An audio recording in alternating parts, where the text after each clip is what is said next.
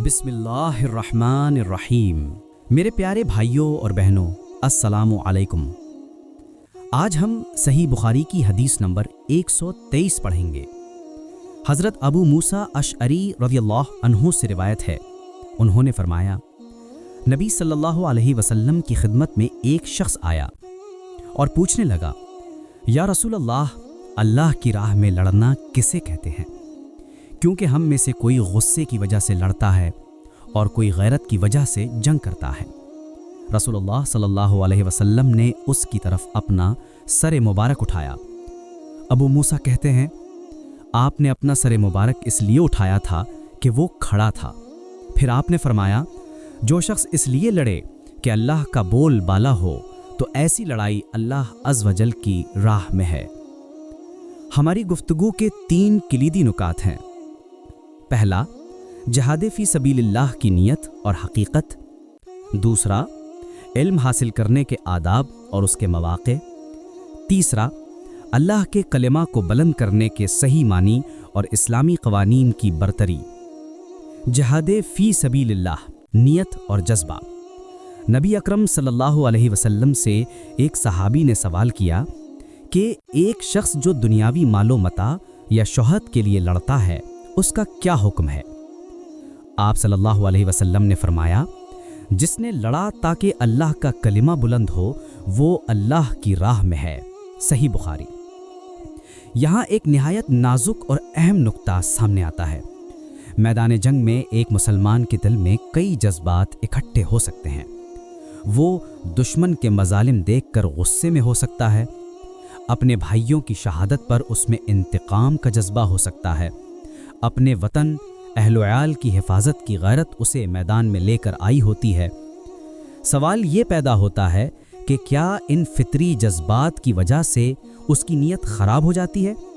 तो इसका जवाब हदीस की रोशनी में ये है कि अगर उसका बुनियादी मकसद और मुहर्रिक सिर्फ़ और सिर्फ अल्लाह की रज़ा और उसके दीन की सरबलंदी है, तो उसके साथ शामिल होने वाले ये फितरी जज्बात, गुस्सा, गैरत, इंतकाम, उसके अज्र में कमी का बायस नहीं बनते, बल्कि ये सब जज्बात अल्लाह ही के लिए समझे जाएंगे, क्योंकि वो एक जायज़ और हक़ पर मबनी जिहाद का हिस्सा हैं।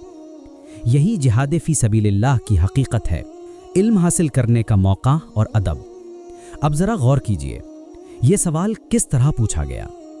सहाबी रसूल सल्लल्लाहु अलैहि वसल्लम के सामने खड़े होकर फ़ौरन सवाल करते हैं। ये हमारे लिए एक बहुत बड़ा सबक है। आमतौर पर हम समझते हैं कि इल्म हासिल करने के लिए बैठना, ख़ास वक्त, ख़ास जगह और ख़ास हालत ज़रूरी है। ये बात दुरुस्त है कि अदब और एहतराम के तकाज़े पूरे करने चाहिए, लेकिन इस वाक़े से हमें ये सबक मिलता है कि हस्ब मौका खड़े खड़े, चलते फिरते, फ़ौरन और बिला ताख़ीर इल्म हासिल कर लेना जायज़ और मुस्तहब है। अगर कोई अहम सवाल दिल में है तो उसे मुअख्खिर करने के बजाय फौरी तौर पर पूछ लेना चाहिए, बशर्ते कि अदब के दायरे में रहा जाए। ये इल्म के हुसूल के लिए हमारे जज्बे और इश्तियाक की अलामत है। अल्लाह के कलिमा को बुलंद करने का मतलब क्या है? तीसरा और सबसे अहम नुक्ता अल्लाह के कलिमा को बुलंद करने के मफ़हूम का है।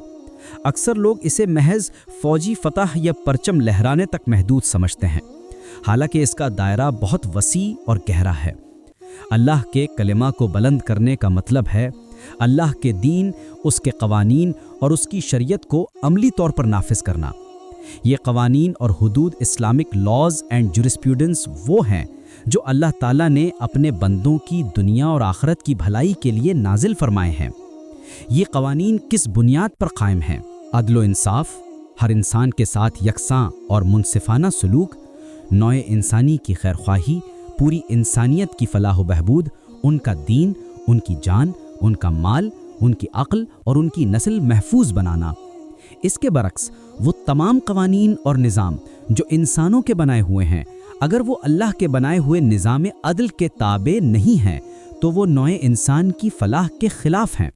ख़्वाह वो जुल्म पर मबनी हो, इंसानी हुकूक पामाल करते हों या सिर्फ ताकतवर तबके के मुफादात का तहफ़्फ़ुज़ करते हों।